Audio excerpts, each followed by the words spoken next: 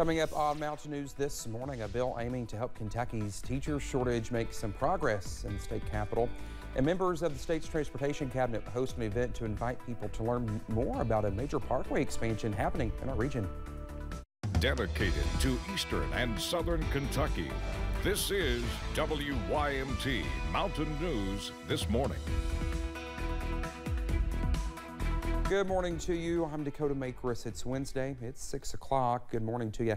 Let's take it over to Brandon for a look at that forecast this morning. And Brandon, I don't know about you, but I have a jam-packed day ahead of me. So I'm sure things will find me. Well, they will. I can make you some work. Yeah. Listen, there's always plenty to do. I mean, I can find some things for you to write. There's always plenty to do around here. Yeah, I know. It's never a dull moment. That's for sure. No. All right, let's get into the forecast. Never a dull moment there either, because we're seeing some rain on live pinpoint Doppler radar to the west this morning. Now, for a little bit, I wasn't sure that it was coming down because I had to switch to Doppler instead of I was trying to use satellite radar for a little bit to kind of gauge it. But into parts of central Kentucky near Danville, up toward Lexington, some darker green there indicating some heavier bands of rain. And just south of Columbia, moving toward Lake Cumberland, Monticello, Wayne County, Pulaski County, those areas out that way. So we're keeping an eye on that. That could be a little bit of stray shower activity. But again, not getting rid of the clouds too quickly this morning. We're getting the heat cranked up real fast. Manchester went back to sleep on us this morning, but they'll be back.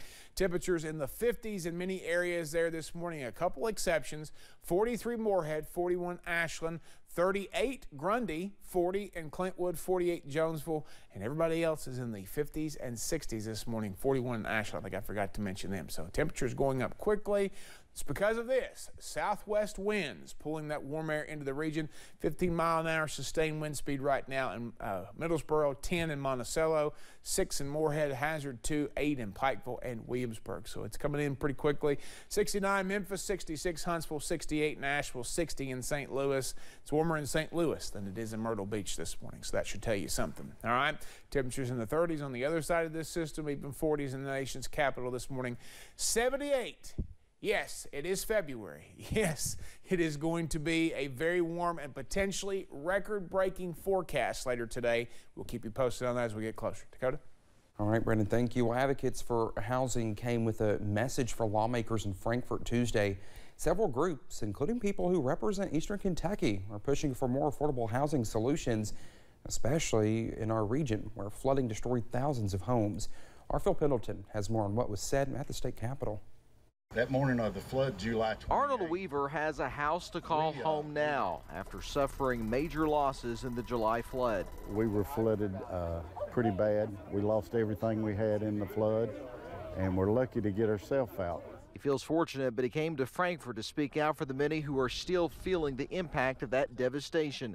Advocates say there simply aren't enough housing options. They don't know what they're going to do because there's not enough available. So it would help a great deal. Well, this group wants lawmakers to support what is called the Affordable Housing Emergency Action Recovery Trust Fund. They say this could result in $300 million to meet a critical housing need. Money is the big problem for many. 95% of people who had their homes damaged by the flood did not have flood insurance. He says the average annual income for a family of 4 in the region is about $30,000, the same amount it will take to repair a home inundated with an inch of flood water. I hope that the legislature will come to our aid. I know there's a lot of other disasters and things, but this one, it still needs attention. It's overwhelming because they say across 13 counties there were 9,000 homes damaged. In Frankfort, Phil Pendleton, WYMT Mountain News. The A Heart for Housing group is also pushing legislation to make it easier for homeless people to get identification and for bills to dismiss evictions. A bill aiming to help Kentucky's teacher shortage passed through committee yesterday and now goes to the full House. Lawmakers agree the shortage needs to be addressed. Some say the lack of teachers in Kentucky has been building for years, as there has not been enough action taken to resolve it. Representative James Tipton chairs the House Education Committee, and he presented House Bill 319. The bill would in part give some out-of-state teachers the certification to teach in the Commonwealth and provide a temporary teaching certification to people who have real-life experience in a subject. If we weren't in this situation, we wouldn't consider that. But we are in this situation. And are you better off having somebody that's got a bachelor's degree in math, who has work experience in a math class teaching math, than having a long-term substitute? Teachers Tipton says there are also other measures he would like to see passed this session.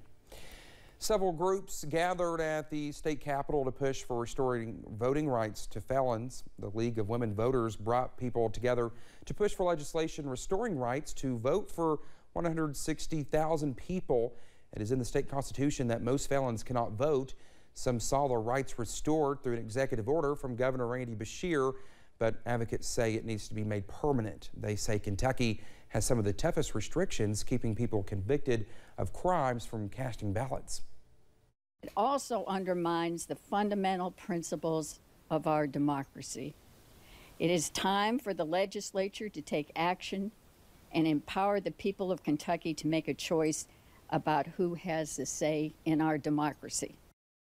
A bill sponsored by Senator Brandon Storm would restore voting rights to felons with just a few exceptions, such as treason. It would also restore felons' civil rights within 3 years.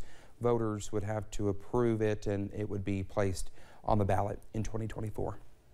In a moment of sudden cardiac arrest, every minute counts towards saving a life. In Kentucky, there are no laws on the book that require life-saving devices like automated external defibrillators. That could change with legislation filed in the House. In the wake of Damar Hamlin's collapse during a football game last month, the conversation about sudden cardiac arrest and having life-saving devices nearby has gained national attention. Under the legislation introduced yesterday, Kentucky middle and high schools would be required to have easy access to an AED on athletic fields and school-sanctioned events. Schools would also be required to have an emergency action plan with hands-on rehearsals at the start of each sports season. And I think until something tragic, unfortunately, happens, sometimes these important issues don't rise to the level that they should. And you know, we're very happy that Damar Hamlin's case turned out the way it does. I think it just illustrates the importance of having an AED and an emergency action plan in place. Two Kentucky families who lost their sons to sudden cardiac arrest have been advocates for awareness and raising money for AEDs. The bill has bipartisan support, as lawmakers say it all comes down to saving lives. Kentucky Transportation Cabinet held an open house in Salyersville on Tuesday. Well, it invited people to learn about the Magoffin and Floyd County part of the Mountain Parkway expansion. The 13-mile section would be the final piece of what would mean for a 4-lane highway connecting Pikeville to Paducah. Our Keaton Hall has more. Kentucky transportation officials met with the public on Tuesday, providing information on the proposed expansion of the Mountain Parkway from Salyersville to Prestonsburg. The Mountain Parkway is a lifeline for Eastern Kentucky. Building a 4-lane facility, it's going to help facilitate job growth. Industry is going to be looking at the area. The event allowed folks a chance to see the new preferred cross-country route, which does not follow the current Kentucky 114 route. People wondering what the map looks like, you know, how it was going to impact their home or not. So a lot of people are coming out here excited about a 4-lane facilities.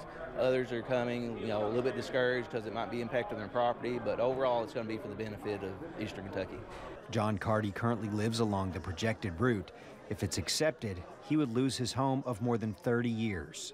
It's going to take all of our property away. The map reads we got 186 acres, and it's going to go through the house, and it's going to landlock the rest of it. So, even still, Carty sees the necessity of a connected Eastern Kentucky.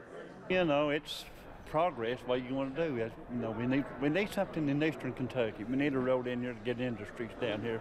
Mining and gas is gone, and we got to have something. So, hopefully, this will bring an industry in that we can get our economy going back again. The new parkway is still likely more than 6 years from completion. In Salyersville, Keaton Hall, WYMT Mountain News. For more information on the project, you can go to mtnparkway.com or visit our website at wymt.com.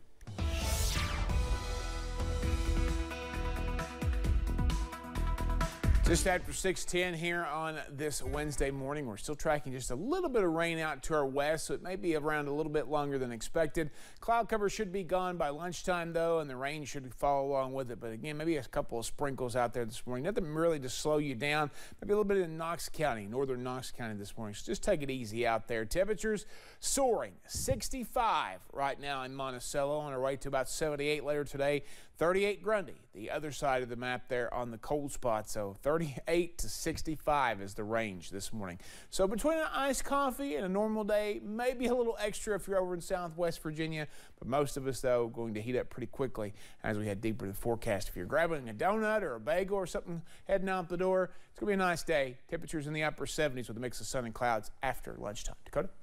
Brennan, thank you. When we come back to our Mountain News this morning, President Joe Biden promises continued support for Ukraine as we approach the one-year anniversary of the country's invasion by Russia.